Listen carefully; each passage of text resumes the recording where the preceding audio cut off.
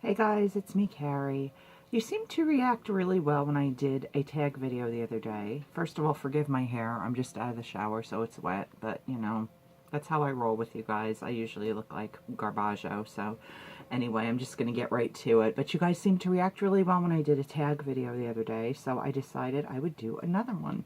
So I literally just entered in the search bar tag video, and this was the first one I found. It says, actually, let me check what it is called.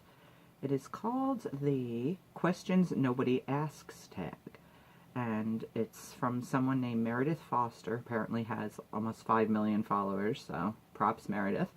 But anyway, I just literally just did a random search, and that's the tag video that I found first. So I'm going to do this. It's 43 questions, so I will try to answer them quickly. Otherwise, we'll be here all day long. Okay, excuse me. Let me get a little tea. I'm drinking it out of one of my fabulous Christmas gifts from my amazing friend Mary. I love this teacup so much, and I have to drink tea in it. I can't drink coffee just because, you know, OCD tendencies, but anyway. And it's really hot. Chamomile, celestial seasonings, in case anybody's curious. Okay, number one, do you go by a nickname? Generally, no. When I tend to sign things, emails, private messages, texts, whatever, I just simply write the letter K. So I guess technically K is sort of like a nickname, but nobody ever calls me K.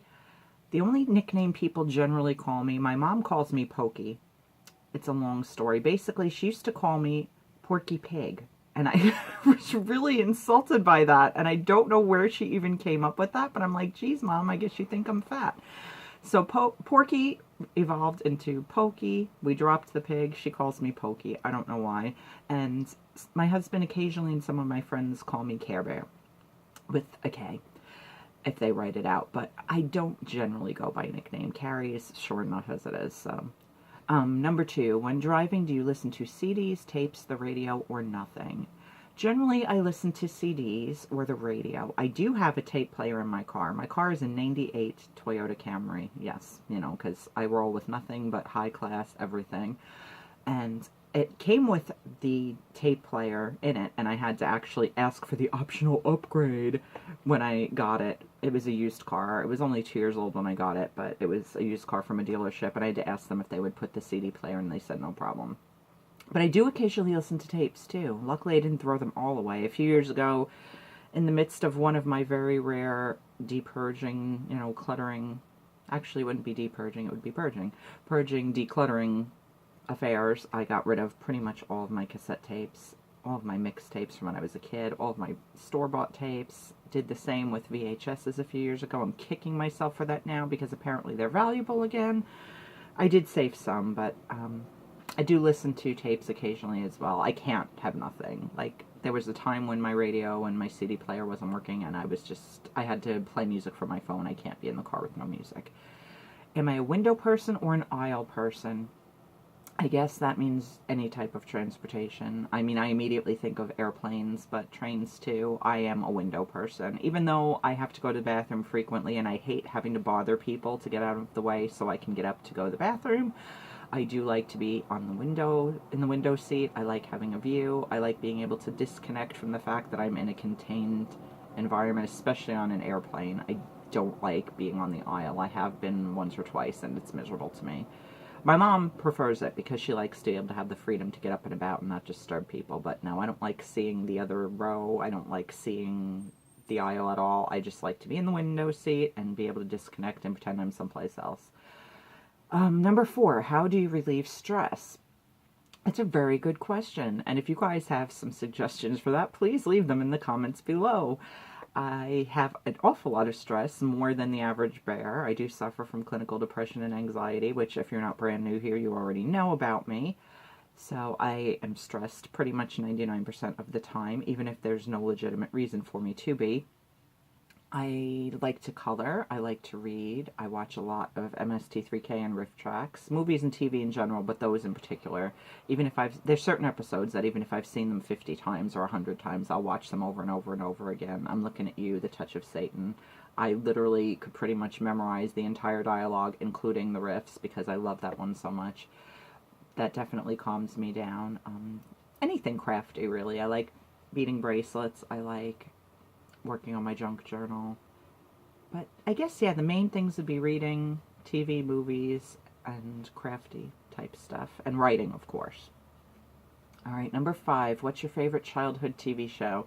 It depends on what you consider childhood.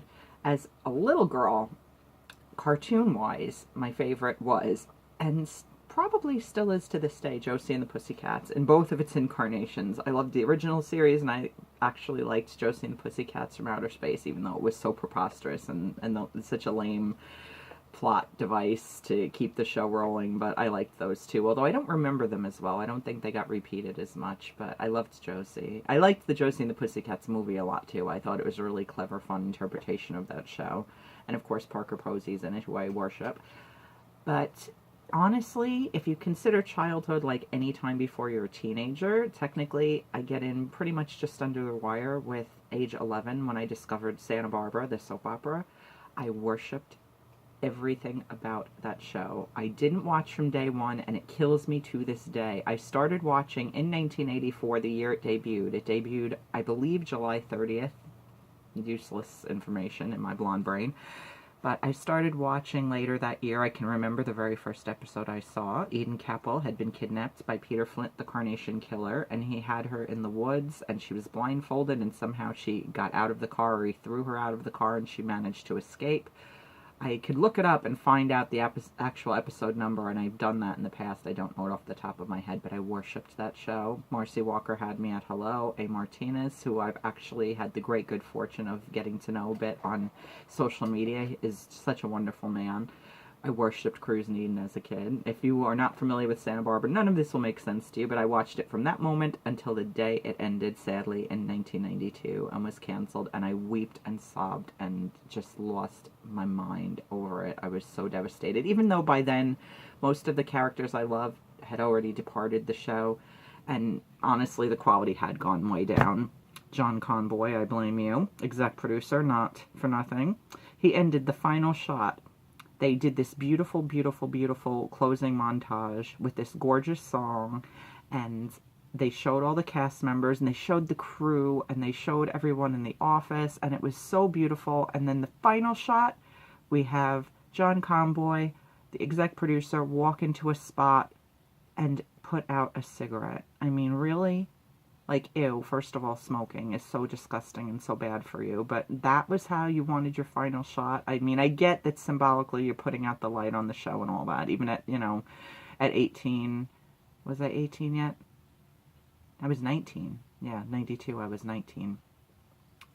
No, I was 18. I turned 19 in 92 later that year. But even then I got the symbolism and everything, but yeah, that was crappy. I blame him for a large amount of the changes that I didn't like, but yeah. It still had my heart, though. Santa Barbara, when it was in its prime in the 80s, was just everything, and I wrote to many of the members of the cast. I have autographed pictures and letters from a bunch of them, including A, which I showed him a few years ago, the autographed picture he had sent me, and he was just tickled that I still had it after all these years. I've actually become really dear friends with Jane Sibbett, who played Jane Wilson on the show. Not because of Santa Barbara. That was why I initially reached out to her on Facebook, but our friendship has nothing to do with, like, acting or the soap or anything like that now. But it was just kind of amazing that indirectly, all these years later, led to one of my dearest friendships. But anyhow, yeah, so Santa Barbara would be my favorite childhood TV show and all-time favorite TV show, right up there with MST3K. Okay, this is going to take forever, so I'll try to get quicker. Number 6, when you were a kid, what did you want to be when you grew up? The first thing I remember wanting to be was a veterinarian. I've always loved animals. I still do. The reality later was that would require a lot of school. There was no way that my stress and anxiety could handle a full-time job. I'm not working now, even a part-time job because of that. I probably rightfully should be on disability, but good luck getting on disability when your illness is in here and not anywhere else in your body. So right now I live off of nothing. I live off my husband's salary. But I did want to be a vet when I was a little girl. Later I wanted to be an actress, and I actually took acting classes when I was about 14 for a couple of months. And I was really good at improv, but sadly I discovered when I was instructed to learn a monologue that I could not memorize a script for crap, so I was not able to continue with acting. I definitely wanted to be a writer from the time I was about... Well, I started writing on my own when I was about 12. I didn't seriously think about it until high school, and I still want to be a writer when I grow up. I don't know if the writing thing is going to take off first or the growing up thing is going to happen first, but yeah, that's definitely where my heart is, so we'll see. All right, number 7, what was the best prank you ever pulled off? Honestly, I've never really been a fan of pranks. I don't care for them. They generally are kind of mean-spirited, and even if they're not intended that way, you're making somebody feel silly, and, you know, they're the butt of a joke, and I'm not a fan of that, so I'm not really a prankster. I can't even think of one, honestly. All right, 8. If I could have dinner with any 3 people, whom would you choose? I'm assuming this question means living or dead, because that's generally how these questions work. 1, obviously, would be my father, who is deceased. 2nd would be my brother, who is also deceased. And 3rd would be Jodie Foster, just because I think she's freaking rock star. I adore her. There's one thing about her that really bothers me, and I'm going to just go ahead and say it.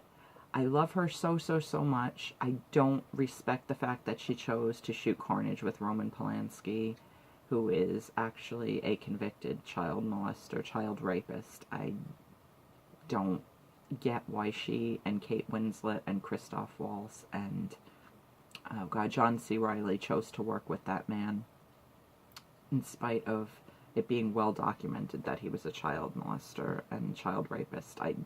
That will always bother me about Jodie. It's pretty much the only thing that bothers me about her. I worship everything else about her. Her intelligence, the fact that she kept her private life and still keeps her private life private to such a large degree. But the fact that she finally did come out publicly, I thought that was really cool. I respect, other than the whole Carnage thing, and I did watch Carnage. I did not pay to see it. I will not pay money to support anything that Roman Polanski has a part of. Same with Woody Allen. Same with all these other disgusting rapists and molesters and sexual harassers coming out now. I have watched the movies later because I feel like there are a lot of people involved in these films, the vast majority, who are not to blame, and why penalize them for their hard work and creativity just because one person involved is an asshole? So I do still watch movies, although I refuse to watch Jeepers Creepers 3 even for free, because Victor Silva is, yeah, you can just go jump in a lake, and that's being really kind.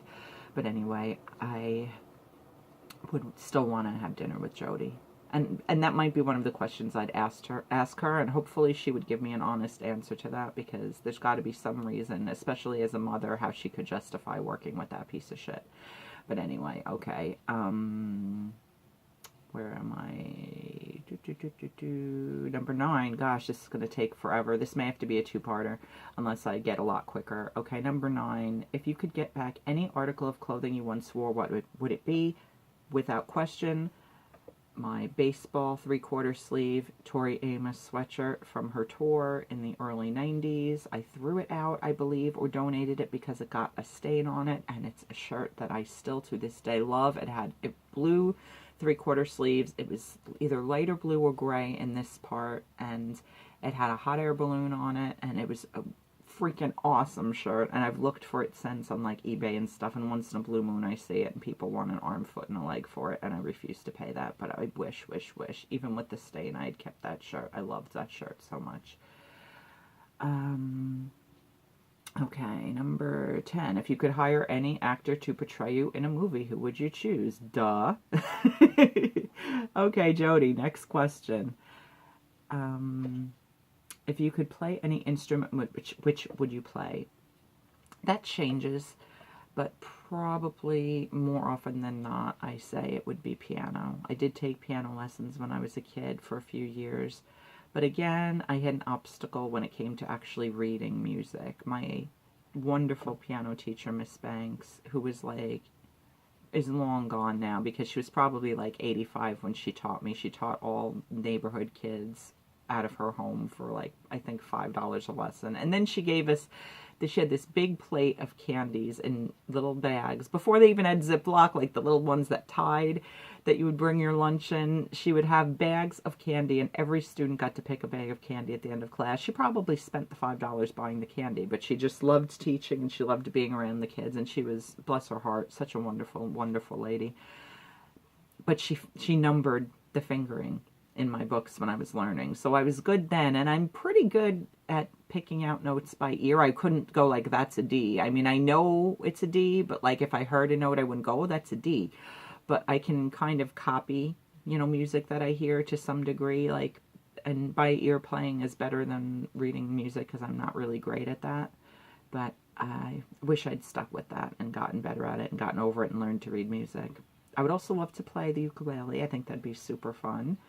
I did play the violin, viola, and cello at different periods in my life, but didn't stick with any of them.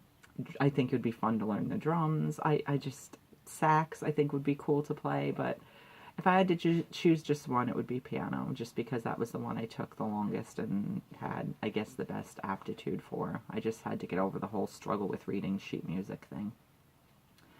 Okay, number 12. I'm trying to say less, guys. I'm really making a concerted effort because I realized in my last video of a tag that I say that an awful lot. I'm sorry. I don't in my general life, I don't think. I just get nervous when I'm shooting stuff on here, especially at length. But let's see. Number 12. If you could hear anyone in history give a speech, whom would you hear? Wow, that's a tough one.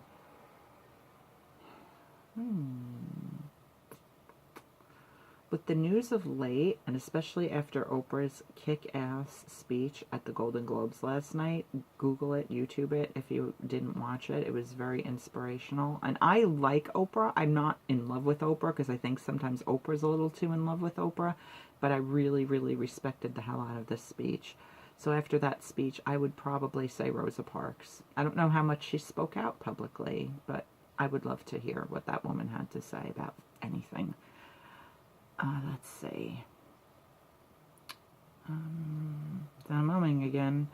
13. If I could live in one city for the rest of your life, where would I live? I would live in either Anna Maria Island, Florida, which was where we went on many childhood vacations, and I love it, and it's probably so out of my reach now financially because I haven't been there since I was like 16 years old, but I loved it. It was like heaven on earth. Or San Francisco. And this is of places I've been, obviously, because I couldn't tell you where I'd want to live if I haven't been there yet. I mean, ideally, like, I think I would love Ireland. That's my dream country to visit. So anywhere in Ireland probably would be amazing. I'd really like to go to Australia. But of places that I've been, Anna Maria Island or San Francisco, I think. 14. If I could make any fictional character come to life, which would it be? Holden Caulfield. I would really like to know Holden from A Catcher in the Rye. That would be super cool. I think we could relate on many levels. And at the time I read the book for the first time, it is my favorite book in life. I was about the same age as Holden is, a little bit younger. So I would imagine that he would be aged to the age that I'm at now. And I think that we would really, it would be fun to know him and, you know, hear about his experiences and stuff. When you were a kid, what did you dress up as for Halloween? Well, many, many things. I was a kid for a long time. Ones I remember off the top of my head just because of having photographs of them. I was Casper the Friendly Ghost. I was Raggedy Andy. I don't know why not Raggedy Ann. I think my mom must have gotten the costume for a cheap price because it was one of those ones with that plastic mask that I hated to wear because they smelled funny. I was a gypsy. I was a playing card, which was literally just 2 pieces of oak tags strung over me with a playing card drawn on it. My mom was like just trying to be creative, last minute cheap costume that year. I was a cat. Actually, I think I was Sylvester the cat with a costume, but I've also done cat faces. Like last year, I have a really cute cat dress, and I put on cat makeup and more cat ears, so I was a cat last year. That's not a child. Well, on the inside, I'm still a child. I don't know. I can't remember any others off the top of my head, but obviously I was many, many different things because I was a kid for a long time. 16. Do you sleep with your closet doors open or closed? Always closed. And that was even before I had cats, I think, but it's especially now that I have cats because I'm always afraid that they're going to get into something and climb up on a shelf, and then I'm going to shut the door in the day and they're going to get trapped in there, and that has happened once or twice, and I feel terribly guilty about that. 17, if I could be any cartoon character, who would you be? Daria. Daria Morgendorfer, no question. She's so badass. I love her. I envy her snark and her wit. I try to be witty and snarky, but I can't come close to Daria, so Daria without question. Let's see. 18. Do you take the shampoos and conditioner bottles from hotels? Duh. Have you met me? Do you know that I've never met a free thing I didn't like? Absolutely I do. And I hoard them. I take them all home with me. Absolutely. I generally bring my own stuff and I just hoard the stuff that they have. But I do use it all. It doesn't go to waste. 19. Have you stolen a street sign before? I have not, but my brother has stolen several, so we have a couple. We have our street sign from years ago. We have one from a neighboring street. I can't remember if we have a third. We have at least two, though. My brother did stuff like that, like, routinely. And, like, laptop went to sleep. But, yeah, my brother has. I have not. Again. 20. Do you sleep with your sheets tucked in or out? I don't sleep with a flat sheet because it's such a pain in the ass to make the bed. It's a treat when I go to a hotel and there is a flat sheet on the bed, but I just sleep with a fitted sheet and comforters. So, obviously the fitted sheet, yes, tucked in, and the comforters are not tucked in. So, that's my answer to that question. 21. Would you rather be attacked by a big bear or a swarm of bees? Honestly, the bear. And that's probably not the common answer, but only because I've never, knock on wood, ever been stung by a bee in my life. But my father was very, very highly allergic to bee stings. So I'm really afraid that I inherited that gene, and I think that the swarm of bees would probably kill me, and the big bear probably would kill me too, but maybe faster, I would hope. So yeah, I'll go with the bear. 22, do you always smile for pictures? Absolutely not. Not a chance. I hate my teeth. My teeth are naturally yellow. They have been my whole life. If you look at pictures of me from a little girl, you will see yellow teeth. It is not my fault. It's not because of smoking or coffee drinking or anything like that. It's just genetic. And when I went to the most recent dentist that I saw, when I had a tooth fall out, literally out of the clear blue sky last spring, he said, honestly, most people don't have white teeth. There's a very, very large variation in the coloration of people's teeth, and don't let people tell you otherwise. Very few people have naturally white teeth, and if they tell you otherwise, they're full of crap. So I'm very self-conscious about my teeth. I also have a chipped tooth on the bottom, which I'm going to point out, and I don't like my teeth at all. I can't believe I showed them to you like that just now, but yeah, I don't like my teeth. So if I do smile, it's with a closed mouth smile. The only time you will see me smiling with teeth showing in a picture is if I'm in like full out laughter or just completely lost in a moment of joy and not thinking about it. But as far as like selfie wise, no, I never show my teeth, and I kind of do the half smile thing.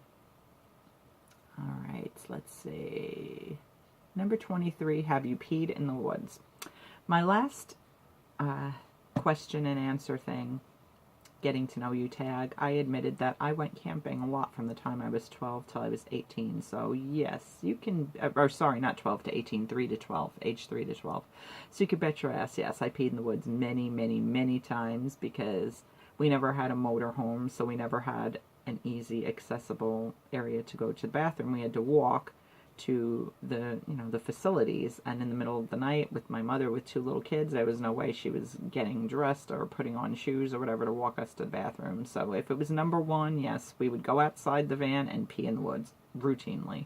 And there have been a couple other times that I've peed outdoors, and we're not going to get into that, but not in the woods. But yes, I've peed in the woods many times. 24, what size is your bed? It is a queen size bed. That's an easy, quick answer. 25, what was the best concert you ever attended?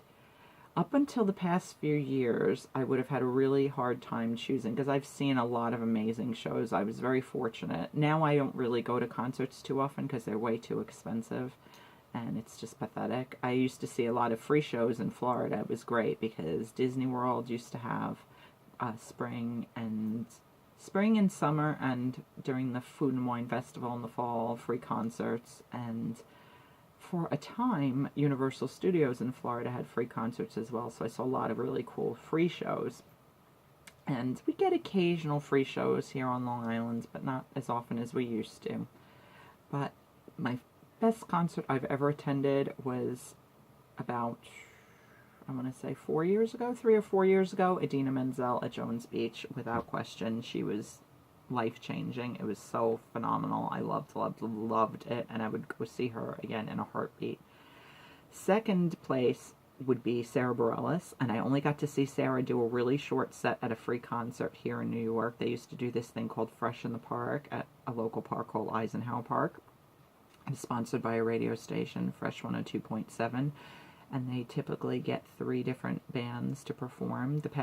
Last year they didn't have one at all. I don't know why. It was the first year since we've been back from Florida they didn't have one. But they had, the first one we went to was in 2013 or 14, and it was A Great Big World, Sarah Bareilles, and Plain White Tees. And I could not understand how Plain White Tees was the headliner when Sarah Bareilles had Brave as the #1 song in the country. But she was an opening act to Plain White Tees, which, Hey There Delilah, is a pretty cool song or whatever, but like we didn't even stay for their whole set. I had not even heard of A Great Big World at the time, and they were phenomenal too. I would have rather had either of those be the main acts, but just seeing Sarah do her little mini set of like 5 or 6 songs, I was blown away. She's so phenomenal. I would love to see a full out Sarah Bareilles show. Again, let's say, okay, 26. What is your song of the week? I don't have a song of the week. I have favorite songs that I just love in life in general, but of the week, I'm not really up with current music that much. I'm trying to think of even like a current song that's getting a lot of radio play that I'm into, and I can't even think of one off the top of my head. I really like 80s tunes. I really like, for lack of a better word, chick singers. I love Sarah, as I said. I like Sarah McLachlan. I love Tori Amos. I love Idina Menzel. I love Chantal Kreviazuk. I love just indie-ish. I love Colby Calais. Oh gosh, Rachel Platten. I love chick singers. I really, really do. So song of the week, I couldn't even tell you. 27, do you still watch cartoons? Rarely. When I do, it's generally on YouTube, and it's old ones from the 70s and the 80s, the ones that I grew up with, things like Wacky Races and Hong Kong Phooey and the aforementioned Josie and the Pussycats. The last cartoon I was into, I guess contemporary-wise, was Family Guy and also South Park, but I haven't watched either of those in probably like 10 years. So, not on a regular basis do I watch cartoons, no. A Robot Chicken I like a lot, too. Again. 28. When was the last time I wrote a letter to someone on paper? It has definitely been within the past year. I think it was a letter to my friend Kristen. Yeah, I'm pretty sure. Sometime last year. 29. How many languages can I speak? Alas, only one. I studied French for a long period of time in high school, starting even in junior high school, but I couldn't even have a basic conversation with you. I didn't retain much. And I took 2 semesters of Spanish in college, thinking that maybe I could learn, now that I'm older and more focused on studies, I could learn it. But honestly, I think the trick to learning second languages is learning it when you're very, very young. So I didn't really retain much of either of those languages. So really only English, unfortunately. 30. Do I believe in ghosts? Do I believe in the existence of ghosts? Yes. Have I ever had any personal experiences that I would definitively say this was an otherworldly experience? No. I've had one where I kind of think it was my father, but it wasn't a ghost thing. It was like him coming back as a firefly, and it's a whole big long story that I won't get into in this video, but I will be happy to share it in another video if you guys would like. But do I believe in the existence of ghosts? Yes, I just haven't personally encountered any. Number 31. Oh, God, this always comes up. What was your first concert? I am so embarrassed to admit my first concert was Debbie Gibson. I was 15 years old, growing up on Long Island as a little blonde girl. Debbie's a couple of years older than me. It was the summer that all of her stuff hit the fan, and it was at Jones Beach Theater here on Long Island, and yeah, it was Debbie Gibson. Cringe, but yeah, it was. You gotta respect the fact that the girl, even at that age, though, wrote her own stuff and produced it and everything. Props for that. It's not music I would listen to fondly now, but at the time, I dug it. So, yeah, it was Debbie Gibson. Okay, 32. Cheetos or Fritos? Totally depends on my mood. And to be perfectly honest, I prefer Wise Crunchy Cheese Doodles or Puffy Cheese Doodles to Cheetos. So I guess in a pinch, out of those two, I would probably say I prefer Fritos. 33. Can I curl my tongue? Alas, I cannot. And I can't fart with my armpit either, and that really just pains me deeply. 34. Ever won a spelling bee? Oh gosh, this is another saga in and of itself, and I've told this story before, so this is the very short version. Yes, technically I did, but I was only awarded second place. It was down to me and a girl named Lori. The final word was separate. I spelled it correctly, S-E-P-A-R-A-T-E. They told me I was incorrect. Lori then spelled it S-E-P-E-R... Wait, S-E-P... E-R-A-T-E, yes, that is correct, I believe. Now I can't even remember how to spell it. The point was, I spelled it correctly. She spelled it incorrectly. They told me I was wrong. They told her she was right. She was awarded the victory. Ran right back to my 4th grade classroom, looked it up in the dictionary, told my teacher, Mr. Hildebrand, hey, wait a minute, I spelled it right. She was wrong. And he said, too late, the decision was already made. So technically, yes, damn it, I did win a spelling bee, but I didn't get my rightful rewards, and I'm still bitter about it. This day, clearly. So S-E-P-A-R-A-T-E. I believe that's the correct spelling, and she spelled it S-E-P-E-R-A-T-E. Yeah, I'm probably mixing it all up, but damn it, I was right, and I got cheated, so I'm, yeah, still a little bit bitter about that. Okay, next question, 35, own a record player. I don't. My mother does, and she swears that it works, but somehow mysteriously all of my record albums from my childhood went missing. My husband and I lived in Florida from the end of 2014 till the beginning of 2013. My record albums were in my room. There was a very bad flood in my room while I was living in Florida, and my mother had to, along with my brother and a neighbor, empty the entire contents of my room to replace the carpets. The record albums were never returned to my room. My mother insists she never touched them, but obviously she or my brother or the neighbor had to have touched them because they are not in my room anymore and everything was emptied out. So my husband was actually going to buy me a new record player for Christmas, but until I have albums to listen to, and my mother insists they're going to turn up somewhere in this house, I don't think that they will. I think she threw them out and just won't admit it to me. I don't really see the need. I do still have my 45s. Thank God she didn't get her mitts on those because they were tucked away in the tippy top of my closet. But yeah, all my record albums, and I had so many good ones, are gone. So yeah, I don't have a record player right now. And she has one, and I don't even know if it works. I guess I will have to test and see. I suppose I could start trying to recompile records at like the thrift store and stuff, but I know they're going to have scratches, and I'm, again, the OCD thing. I didn't scratch my albums. I treated them like gold, and the slip covers or whatever you call it were like in mint condition. It just, oh, it kills me, it kills me, it kills me. I'm a little bit bitter about that too. All right, 36. Who would you like to see in concert? We kind of already touched on that. I'd love to see Idina Menzel again, and I would love to see Sarah Bareilles. As far as other people on my bucket list of who I want to see, honestly, I can't think of any because I've seen most of them. Thank God, I've been really fortunate. I've seen Billy Joel many times. I've seen Elton John a few times. I've seen Sting. I would like to see Peter Gabriel. I don't know if he's still touring, but I've never seen a Peter Gabriel show. That would be very cool. I'd like to see a full Sarah Bareilles show, not just a little short set. If I could go back in time, I would love to see a Beatles show, but obviously that can't happen. Yeah, I guess that's about it off the top of my head.